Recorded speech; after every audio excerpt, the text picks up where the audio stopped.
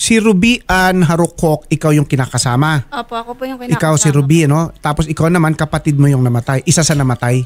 Opo. O sige, ikwento nga anong pagkaalam niyo sa nangyari. Kasi po, sir, alas 6 po ng umaga, natagpuan po sila patay na po. Dali-dali naman po kami pumunta doon, sir. Tapos po, kinumpir po namin kung kapatid po, isa po sa kung kapatid po namin nandun din po. Ngayon po, sir, pagpunta po namin, siya nga po daw po yon, yung isa doon. Nilalayo po kami doon kasi daw po baka daw po namin maamoy yung matinding chemical, sir. Ano ba ang trabaho ng partner mo? Declagger po. Declagger. Opo. Declagger siya ng anong kumpanya? Ng Mayo po. Agency na, anong trabaho ng Mayo na agency na yan? Subcon po sila sa SM. Maintenance Contractor. sila? Opo, maintenance po ng mga restaurant. Kayo ba, nakakuha na kayo ng investigation report galing sa police tungkol dyan sa nangyari sa partner mo? Wala po hanggang ngayon po, wala pa rin Death po. certificate, wala pa kayo Death nakikita? certificate lang po. Meron Pero yung po. autopsy po, wala po. Anong lumalabas na cause of death nung... Suffocate po, sir. Okay, ang pinag-uusapan natin dito, isa sa namatay. Opo. Okay? Nasaan yung isa? Yung isang namatayan? Ano, Si Jeric Salvador. wala Ano silang- po kasi, meron po, may Wala number silang po. angal o Hindi ano? po, meron naman Meron po. naman May po. number po sila na Oo. pwede niyo pong tawagan kasi po ngayon ililibing na po si Jerry. kaya Opo. gusto sanang sumama dito. Kaso Opo. living naman Okay, po. klaro natin, iha ha? Opo. Wala naman kayong particular na inaangal, di ba? Wala Gusto naman nyo po. lang maliwanagan o maklaruhan Opo. kung ano ba talagang tunay na nangyari. Opo. Opo. Okay. Kung walang foul play dito, in short, kung wala naman talagang pumatay sa kanila, kaya sila Opo. namatay, at yun ay dahil sa trabaho, Opo. hahabol na tayo ng mga death benefits siguro dahil mga work-related lahat ito no? Diba? Opo. Diba? Opo. Ma'am Cora, Apa. ma'am, oo. Ikaw, ma'am, ang HR manager ng Mayo Holdings and Construction Inc. Opo. Ma'am, pwedeng sir. malaman Opo. ano ba yung nangyari dito, Kalakwan, kay Romel Lawson? Romel Lawson yung nangyari. Opo. So far po kasi ang ano lang ko po sa inyo kasi wala po ako sa opisina ngayon. Ang sabi po sa police report, may tuwawag po sa kanilang security guard na nakita nga daw po yung dalawa dun sa manhole. Okay. So pinuntahan po nila, nakita po nila doon. So iniangat po nila. Okay. Yung sa autopsy po, sir, ay ni-request pa lang po namin yung sa police. Hindi pa daw po kasi sila So, wala pa tayong nabibigyan. autopsy. Opo. Opo, Wala wala pang pa autopsy. po kasi mga 1 week pa po yun. O ma'am, Ganun ano ang nga balak po. ng kumpanya para sa mga naiwan nila? Anong mga benepisyo, anong mga tulong ang willing nyong i-extend sa kanilang mga kamag-anak? Kung sakasakali actually, namang Opo. obviously work-related po yan sa ngayon, on its face. Apo. Ano, ma'am? Ngayon po, lahat po na ng ginastos nila sa funeral, binayaran na po namin lahat Okay. yun, sir. Okay, so Opo. kino-confirm Tapos naman po dito nung kanyang kapatid na Apo. talagang binayaran yung funeral. Ano pa po ang maaasahan nila? Tapos nagbigay po kami ng cash na 60,000 po yun. Kada isa, 60,000 Opo, kada tapos isa. may insurance po kami na pinaprocess. Binigay na po sa kanila yung mga requirements. So far Opo. po, may mga angal ba kayo tungkol sa mga tulong na in-extend naman sa inyo ng kumpanya? Kung pwede lang po sana. Kasi po, sir, yung kapatid po namin is, ano po kasi siya May pinag-aaral pa pong May pinag-aaral po siyang dalawang kapatid. Dalawang kapatid. At saka yung nanay Isang po nanay namin, sinusuportahan niya. Yung si Sir Jeric, ang ano po nung pamilya niya is yung dalawang So yung sa inyo, ano sa tingin yung pagkukulang pa ng kumpanya in terms of pagtulong Ano po, sa mga kamag-anak na namatayan? yung sa nag-aaral po, sana mabigyan nila tulungan po nila. yung nag-aaral na pinag-aaral ng utol. Ma'am, okay. Ano po ba, ma'am, ang long-term plan sa mga ganito? Kasi ma'am, ako, ang initial impression ko, nung nakita ko yung picture, bumaba yung tao sa loob ng isang, ano ba yun? Manhole? Manhole Po po. yan, ma'am Cora, no? Ayos pa, apa. Hindi po, manhole. sir. O, Safety wala man lang silang any safety gear like some kind of a face mask or gas mask. Kasi ma'am, alam mo naman yung mga ganyang manhole, nag-i-emit yan ng kung nung amoy, sanhi ng mga chemicals o sanhi ng mga nabubulok na mga organic materials. Apo. So ma'am, bakit are we compliant in terms of yung mga occupational safety standards sa mga tao nyo? Kasi ma'am, sa tingin ko, hindi. Opo, may binibigay po kami sa kanila. Actually, meron nga po silang mga receiving copy with regards po dyan sa mga pinamimigay po sa kanila na mga PPE po, yung paraphernalia po, di po ba? Tapos bukod po doon, may mga orientation po sila, tapos may mga toolbox meeting po sila Okay, bago ma'am. po mag-umpisa. Opo. Oo. Pero aren't they supposed to work under a supervisor?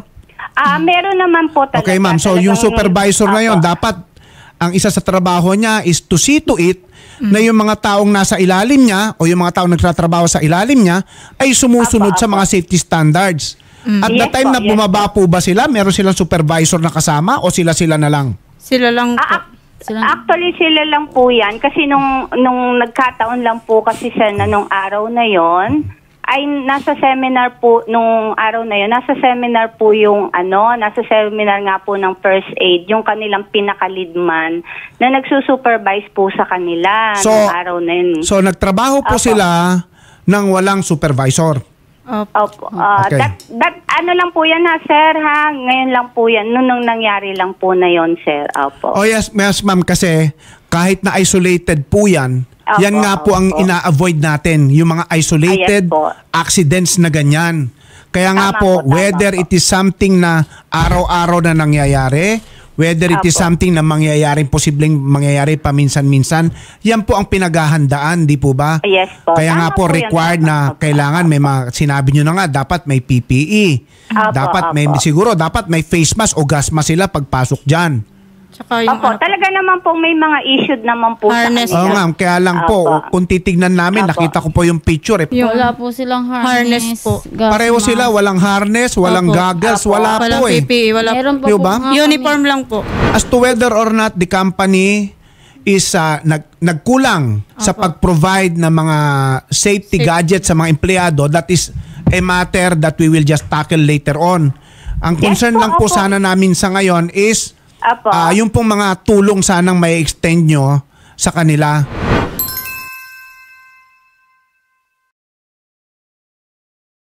Okay, ma'am, meron ba kayong parang educational plan para sa mga ganitong aksidente o para sa mga iniwang anak na mga na-aksidente mga empleyado nyo? So far po, ang meron po kami dyan ay yung insurance. Opo, yun nga Okay. po yung pinaprocess namin. Ano for ma'am yung financial, magkano po yung insurance na makukuha? Ang ginagaranti pa po ngayon namin sa insurance is yung 300,000 po. Per person. Opo, magkaiba po silang dalawa ng computation kasi Okay. magkaiba ang processing po kasi natin ng insurance is depende din po kung gaano katagal na po yung empleyado sa amin. Okay. So si Romel po kasi since mga 1 year na po siya, so guaranteed na po yung 300,000. Opo. Ma'am, so far Apo, ano na apo. po ang naibigay ninyo? Yung pong mga expenses po nila yung po sa funeral services. Okay, lahat so po yan funeral binayaran na po namin. funeral Opo. expenses covered na po, wala nang Opo, kulang ano? opo. Ano pa ma'am? Opo. Tapos nagbigay na po kami ng cash na mga around 60,000 po. 60,000? Confirm Una po. po yun, 10 60,000 bago 50 po. So total 60,000. Opo. Ma'am, ano pa po? Opo. Ano pa ma'am Cora?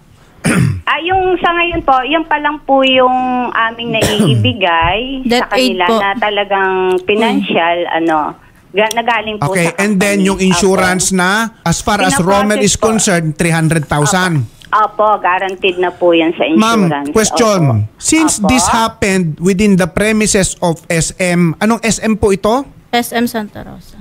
Wala bang pwedeng mag-share kahit papano ang SM Santa Rosa dito sa mga nangyari sa mga empleyado? Kasi technically, Actually, apo.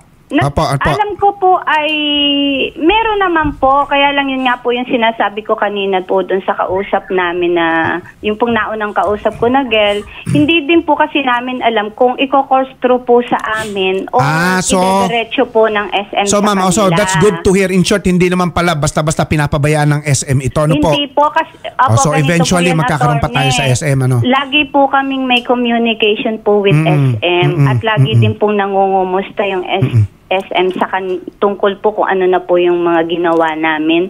Lagi po din nagko-communicate ang SM, nagtatanong din po sa amin. Sige ma'am, that's good to hear. That's good to hear. Opo, opo, hindi po ma'am, ako that remains to be seen kung anong mangyari sa SM, no? Nangyayari. Ano po? Opo. Pero ma'am, at least meron tayong tinitignan pang another 300,000.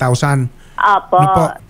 Tapos yung ating pong hinihintay na autopsy o medical legal report po, yun po ay talagang inaasikaso po namin sa pulis. Kasi yung pulis po pala ang nagre-request noon, doon po mismo sa crime lab. Opo. Sige po, kasi tingin ko baka kailanganin din sa insurance yan, yung cause of death or what. Kailangan po talaga, kaya po hindi rin po kami makausod. Kasi nagpunta naman na po yung family ni Lawson po doon sa amin nung Monday. In-explain naman po sa kanila yung mga requirements. Colonel, good afternoon po. Yes, Attorney. Actually, I was listening during the conversation Yes, na sir. meron po kayo doon sa representative ng agency and with the family. And I just want to clarify things na yung pong autopsy report ay nasa amin na po. It's just so happy na wala pong pupunta sa amin para Ayun kunin. pala. And yung result nga po ng autopsy because ng death ay asphyxia secondary to suffocation. Asphyxia Yun po nakalagay means naubusan ng hininga? Ganun ba yun? Opo, Parang opo. ganun. And suffocation. So meaning to say, Opo. Colonel, nakita mo na may incident, di ba? Pumasok sila sa loob ng manhole. Opo, opo. So yung pinasukan lang loob ng manhole, wala nang hangin sa loob o wala nang oxygen siguro? Ganon, ano? Opo, wala na pong hangin. Colonel, tanong, gaano kalalim yung manhole? I am not definite with ito po ay nasa investigation report. Hindi wala lang po akong hawak na Okay. investigation report. Colonel, curious lang ako kasi very, very seldom yung mga ganito nangyayari insidente. Paano ho nila kinundak yung rescue? So, yung bumaba po sila doon, nag-utilize po sila ng oxygen. So antemano pa lang, alam na nila na kailangan nila ng oxygen bago sila bumaba. Yes, kasi nag-try po yung mga rescuer na bababa na wala pang oxygen and hindi nila talaga kayang bumaba at kinakapos din ng hininga. So Colonel, parang mali Ginawa ng investigator, Yes, ganun din, Colonel. nag-try din ng bumaba, hindi rin makababa dahil kinakapos nga rin ng hininga. So talagang mali yata na basta mo na lang pinababa yung 2 tao doon nang wala man lang oxygen tank.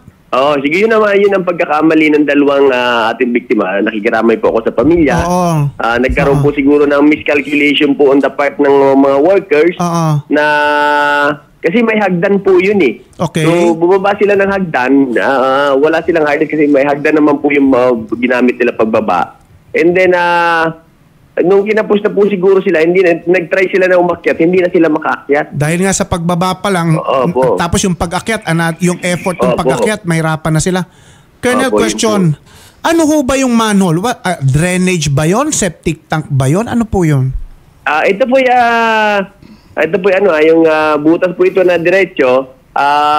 Ito po yung nililinis po. Daanan po yun ng yung mga parang waterways po ng SM po. So, kaya nga po nililinis po yun. Nung pagdating po ng ng mga pulis, naka-open po yung manhole. Naka-open Okay. po yung hole niya. Okay. Hindi po yung pagdating ng pulis, saka pa binuksan. Hindi po. Hindi, at saka, Colonel, ang pinagtataka ko bumaba sila, pero kinabukasan pa sila nakitang patay. Yun nga po. Opo, alas 6. Opo. So walang kasi- nag-monitor doon sa pagbaba nila? Ganun po ba yun? Based on the statement po ng guard na nandun po yung guard nung yung guard ng SM, Opo. nandun po siya nakita yung 2. Oo. Sinamahan pa nga po niya doon. And then chinek niya pa nga yung 2. And then iniwan po yun ng guard. Tapos na bumalik po ang guard ng umaga para i-check po uli. Yung nakita na po niya doon sa open na yun, nakabukas naman na hole, na yung 2 nandun sa ilalim. So, Colonel, At yun na nga po wala ng buhay. are you trying to say na walang nakakaalam na bumaba yung 2 sa loob ng manhole? And syempre po alam po yan ng agency na maglilinis yung 2. At alam din po nung guard na maglilinis yung 2 doon. O nga, Pero wala Colonel, pong nakaalam na yung 2 ay yang nawala na ng buhay doon sa Kaya nga, Colonel, it is not enough na alam nilang bumaba. They should also know na yung bang bumaba ay umakyat o hindi, di ba? So siguro po yan na in between na po yan ng management po ng Sige po, employer Colonel. nila Okay, and okay, sige po. employee po. So yun po Tama siguro. ka, it's more of a question that should be addressed by the employer. Sige po, Colonel, thank you very much ha. Thank you very much. Colonel, Thank you pero very yung much. paano po sila makakahingi ng autopsy report kasi gusto pong makakuha ng kamag-anak at saka maski po yung employer ata, yan din ang hinihintay nila. Pwede na po sila pumunta po sa police station. Meron na po yan. Sir, Meron na po kasi- kaming report Ma'am- dyan. Nag-aantay lang po kami ng kukuha.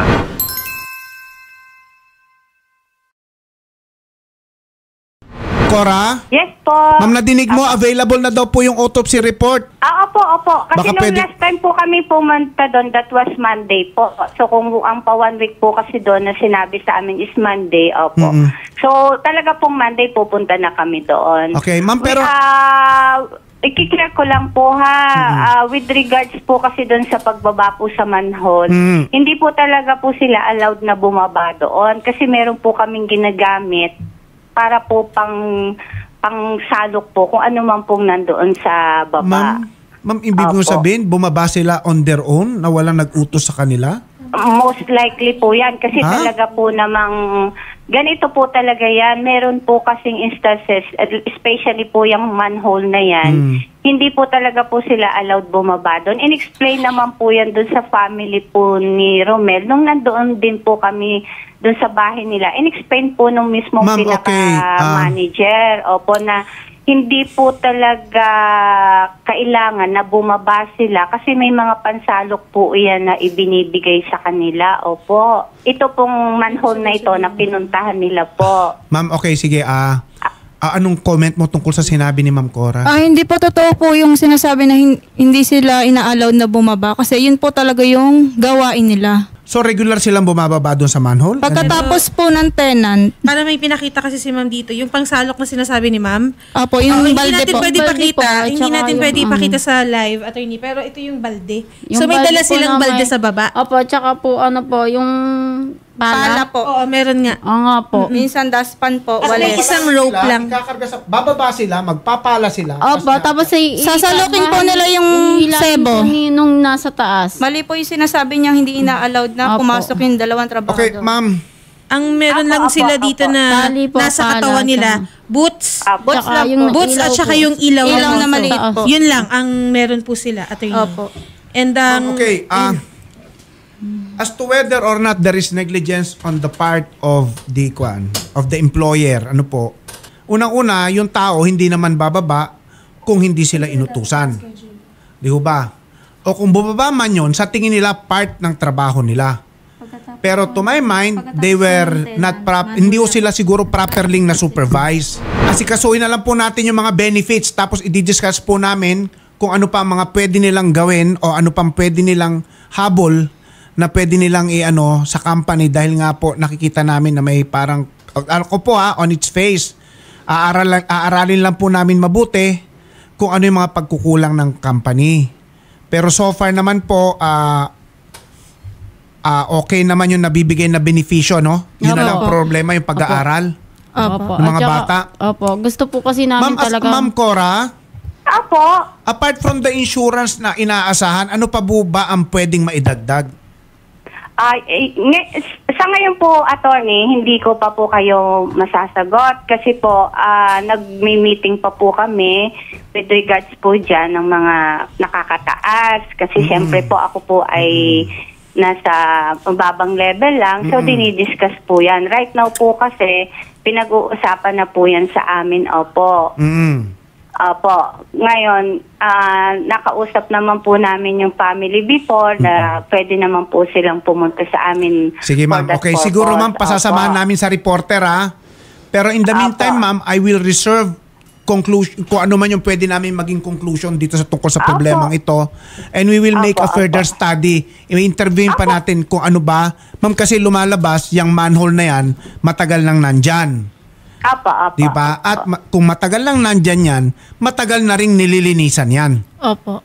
Opo. Mag-i-inquire din ma'am kami sa labor, siguro yung regional office ng labor dyan para malaman kung ano ang naging pagkukulang ng inyong company insofar as occupational standards are concerned.